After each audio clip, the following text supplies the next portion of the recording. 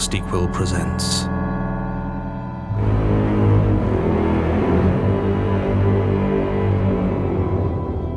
The Magnus Protocol.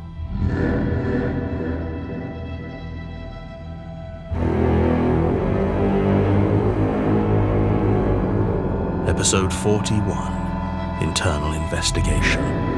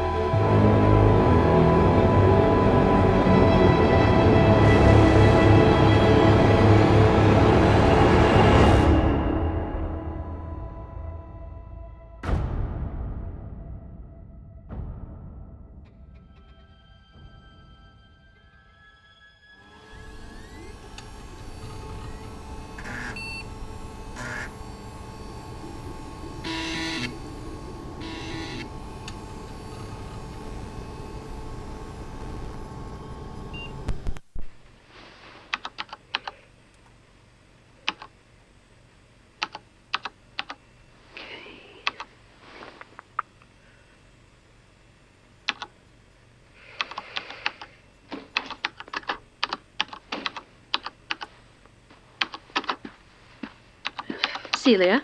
Look, I know we're behind on caseloads, but there's not much I can do about it on my own. We're 14 members down now, and I really think That wasn't what I wanted to talk to you about. Oh, right. Sorry. Apology accepted. Although now you mention it... What did you want to ask? Have you heard anything from Alice? Nothing. Not a word since she arrived in Berlin. Oh, really? Yes, really. No texts? No emails? No. You're sure? What are you implying, Gwen? Nothing? When did you last check? Gwen, there's no shame in being worried about her. Hardly. I just know that if she were to call, it wouldn't be to my phone. So I thought it pertinent to check with you, just in case. Oh, I'm sure she'd let... Please don't. I've worked with Alice long enough to know how little she thinks of me. I mean, you don't make it easy, but I'm sure she's fond of you, in her own way. Well, be that as it may, the situation remains that what little rapport we may have once shared has very much ended now that I'm her superior, and as a result, I suspect that if she had contacted you from Berlin, she would have likely told you to keep me in the dark. Oh, that's not true. Okay, she totally might do that, but I promise she hasn't called me. Was there anything else? No, that's all for now, I think. You can get back to work.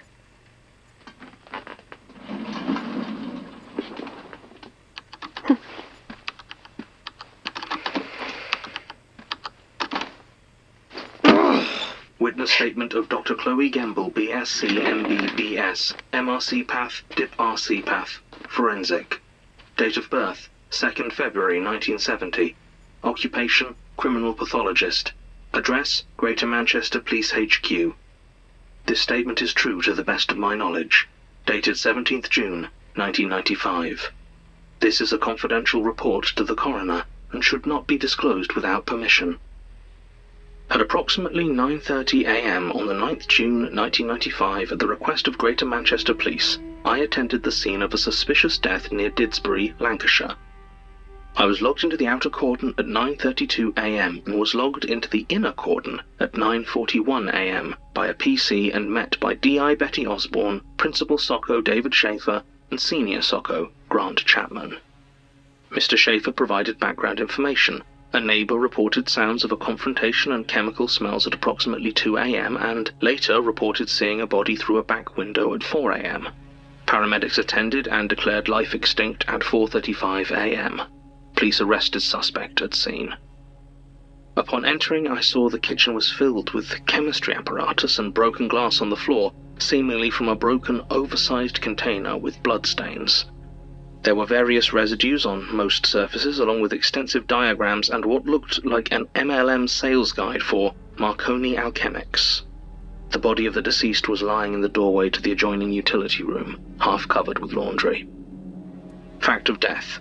Having consulted with the senior investigating officer, D.I. Betty Osborne, I examined the body to verify the death. This was confirmed at 10:09 a.m. Scene examination. The body was of a middle-aged Caucasian woman. She lay on her right side in a fetal position with her head towards the back door. The left arm was extended towards the door with slight flex. The right arm was pressed against the body with the right elbow flexed and the right hand clutched at the face. The legs were extended behind with minimal rotation. Clothing. A floral knee-length dress, fully buttoned. A pair of bifocal glasses. One full-length leather apron tied around the back with Marconi Alchemics embroidery. Plastic eye protectors embossed with same logo. Pair of pink socks. Pair of pink shoes. Medium heel, no laces. Body was undressed and examined at scene with tapings and swabs obtained.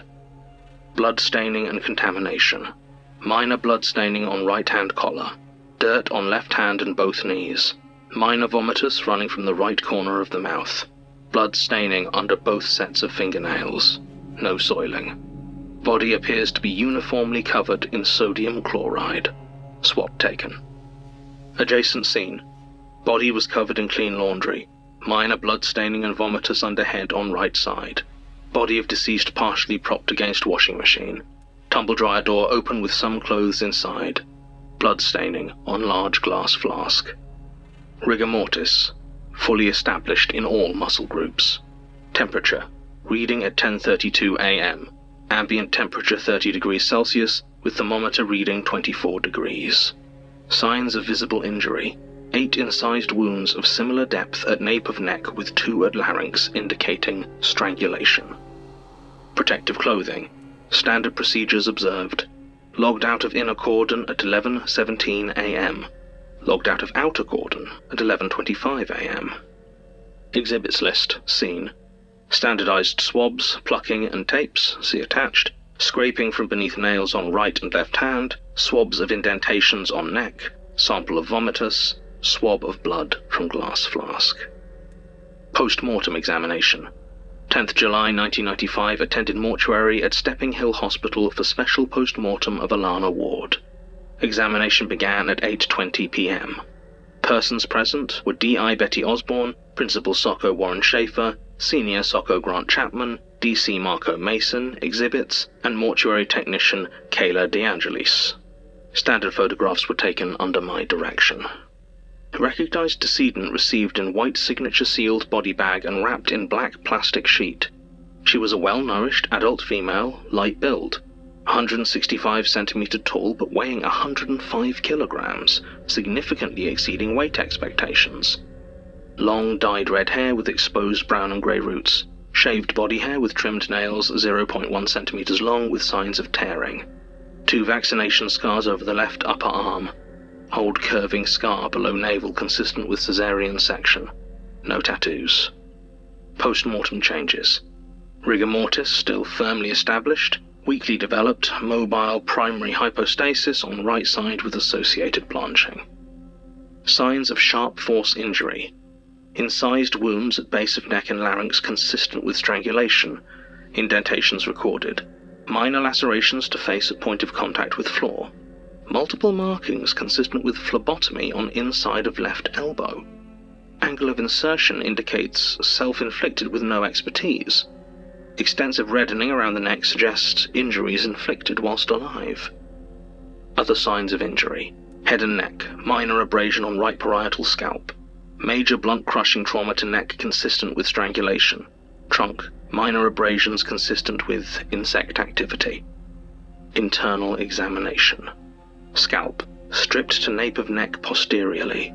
Skull coated in foul-smelling yellow residue. Sent to toxicology, likely sulfur-based, but no sign of cause. Skull, dura was stripped, no sign of fracture. Brain, entire organ appears to have been replaced with solid silver facsimile, but no sign of surgery. Entire organ removed with difficulty and passed to toxicology for further examination. Face. Soft tissues dissected to the bone. No evidence of injury. Grey tone indicative of systemic shock or hypoxia. Mouth. Tongue bitten. Metallic discoloration in mouth lining. Sample sent to toxicology. Neck. Heavy damage to larynx and trachea, consistent with strangulation. Bruising in strap muscles with hairline thyroid bone fracture and cartilage damage. Finger patterns recorded in skin. Chest. Pleura was stripped. Significant metallic discoloration noted. Samples sent to toxicology. Ribs were flayed. No evidence of fracture but severe deformation of pleural cavity and surrounding tissue. Lungs. Exposure of pleural sac revealed it was filled with dense metallic deposit. Autopsy paused and additional biohazard procedures were enacted, leaving me as only physical presence. Incision into the pleural membrane released large amounts of liquid metal, suspected mercury. Sample sent to toxicology. Lungs entirely absent. No evidence of surgery. Heart. With great difficulty, organ was removed and cleaned, revealing what appears to be solid gold facsimile in its place. No signs of surgery, and pulmonary vessels were directly attached without scarring. Organ sent to toxicology under D.I. Osborne's supervision. Stomach. Undamaged beyond slight deformation from weight of replaced surrounding tissue. Contents consisted of 1 Cornish pasty, partial digestion. Intestines. Appear normal.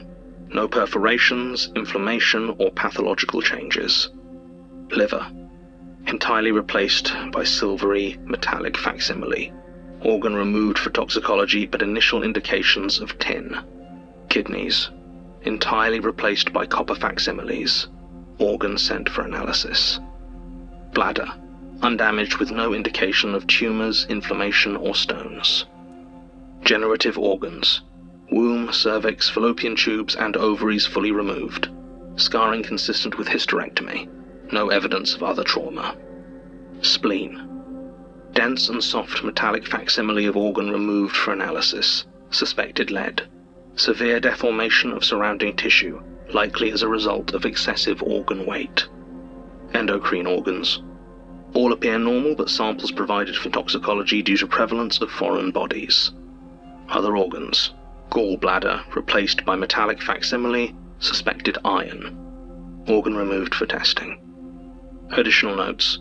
High-speed oscillating autopsy saw was damaged during Y incision due to unexpected foreign bodies.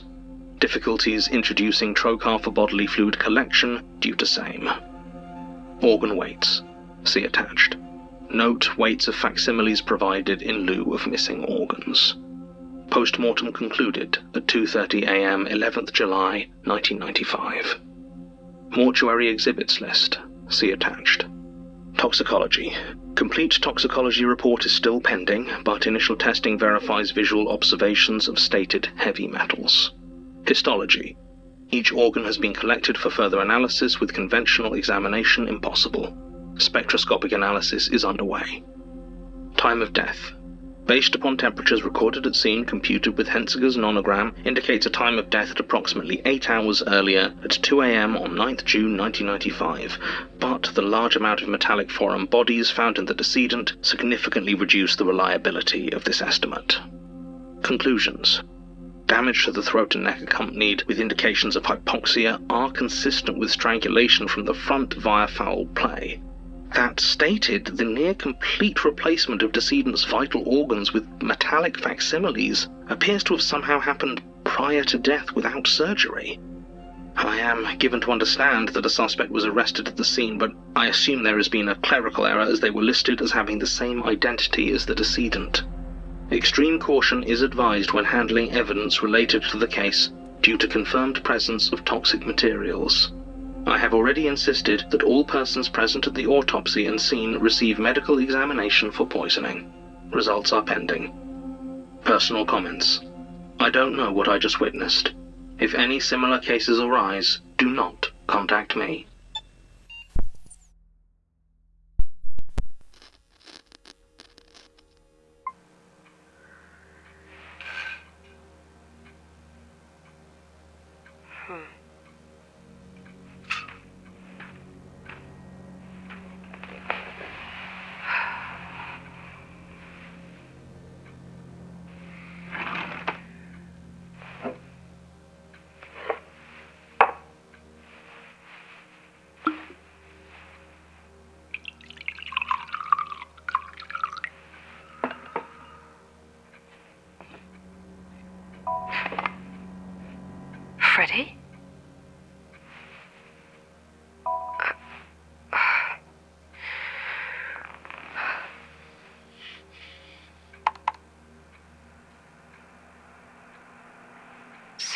Do I call this number, or... Right.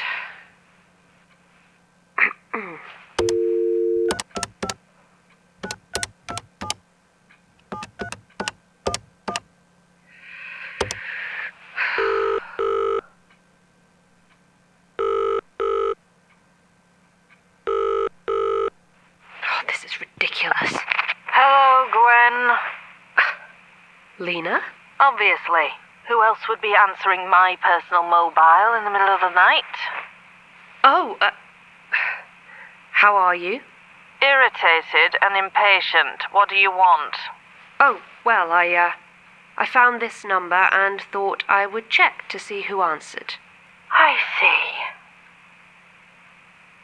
Well, if that's all, then I shall go back to bed. I have curling practice in the morning.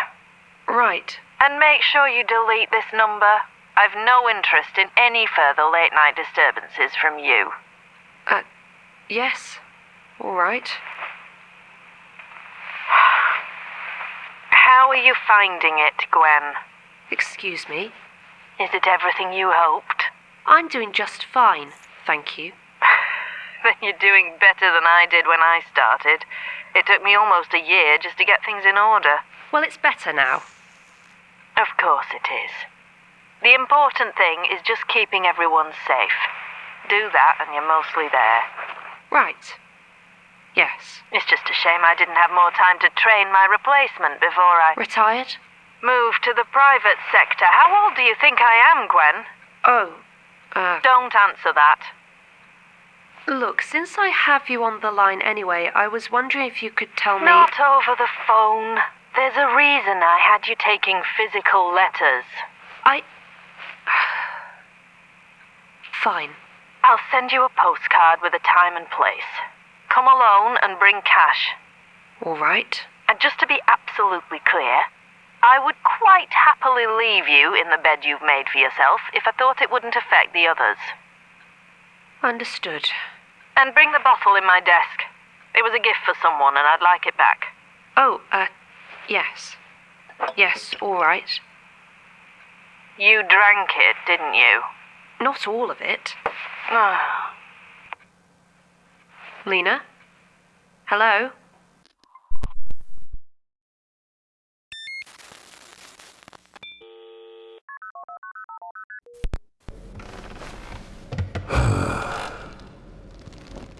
Gut, Herr.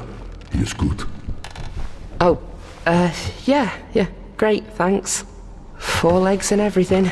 I'm glad. So, you said you could catch me up on what you were talking with Colin about? Very well. We shall cut to the chase. Colin contacted me some months ago, wishing to learn more about your Friedrich program.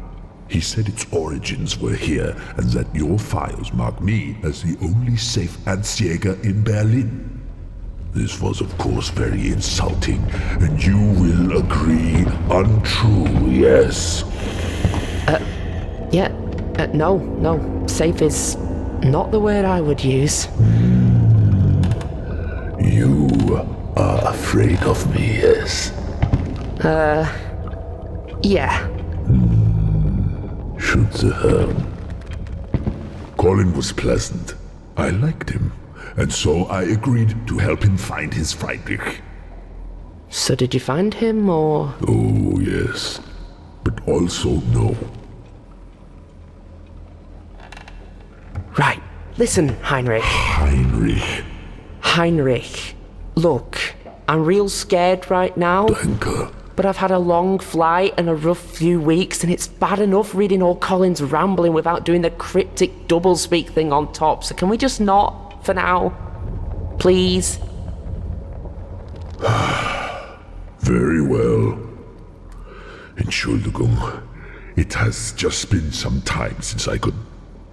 Well, how do you say, play the part? Cheers. I appreciate it. What I found was not much, but I have only been learning computers recently with Colin's help. I have been looking on the internet, and this has led me to believe Friedrich was never a person at all. And why is that? Because it is not a name. It is a Bezeichnung. Sorry, I don't... No, version, you know. Anton, Berger, Bertha, Caesar. Mein Gott, Englisch. Version A, version B. Wait. You're saying Friedrich, the guy I've flown all the way here to find, isn't even a guy. It's just, what, an update number? Mr. Foxtrot. Ja, Friedrich Foxtrot, same thing. Program number 8. But Colin had all these notes about a German programmer. Yes, there was such a man who built your Freddy. The few references we found had the initials KS, so you see, not Friedrich. Christ on a bike. It is funny, yes? No, it's not. Right. Well, this has been fun, Heinrich. Sehr gut. And I appreciate you not skinning me alive. Bitte? But I think I need to go and have a think about what to do now. I did mention, I think, that I also found an address. An address? For what? I do not know. It was associated with their program designation. I thought it impolite to visit without Colin, but he is dead, so I will visit with you. Listen, Heinrich, you really don't need to come with me. I'm sure you'd rather stay here in your toy abattoir. Nonsense. We are friends now. I will visit with you. No, really, you don't... I insist. Okay then. Wunderbar. I will bring the chair. Thanks. Natürlich. Now, let us paint the town red. All right then.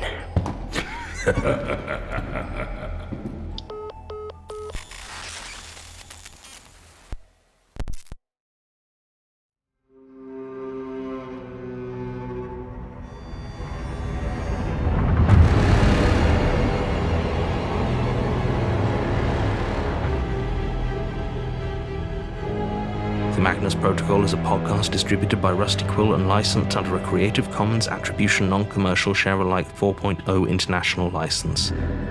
The series is created by Jonathan Sims and Alexander J. Newall, and directed by Alexander J. Newall. This episode was written by Alexander J. Newall and edited with additional materials by Jonathan Sims. With vocal edits by Nico Vertesse, soundscaping by Meg McKellar, and mastering by Catherine Ranella, with music by Sam Jones. It featured Billie Hindle as Alice Dyer, Anusia Battersby as Gwen Bouchard, Lowri Davies as Celia Rilpley, Sarah Lambie as Lena Kelley, with additional voices from Jonathan Sims.